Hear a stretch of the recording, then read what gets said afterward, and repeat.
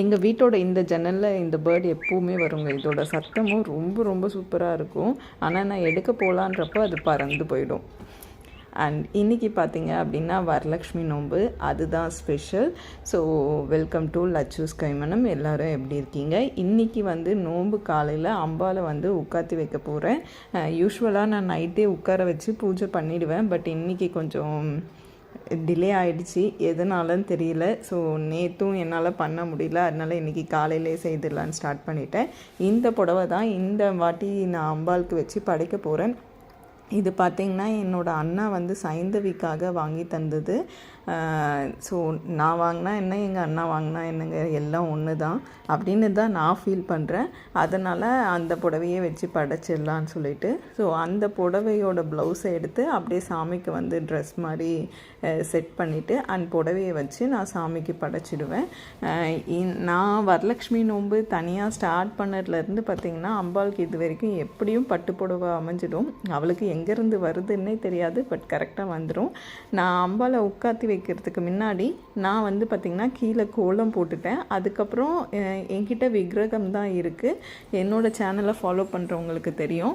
So அதனால் கொஞ்சம் உயரமாக தெரியணும் அப்படின்னு சொல்லிட்டு நான் அந்த டெஸ்க் யூஸ் பண்ணிப்பேன்.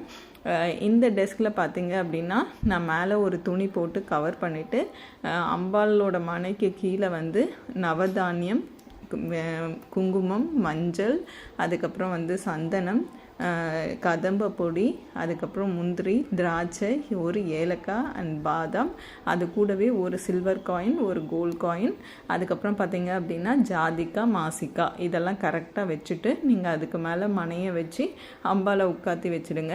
உட்காத்தி வைக்கிறதுக்கு முன்னாடியே அம்பாளுக்கு வந்து நீங்கள் என்ன மாதிரி அலங்காரம் பண்ணணும்னு உங்களுக்கு தோணுதோ அந்த மாதிரி அலங்காரம் பண்ணிக்கோங்க.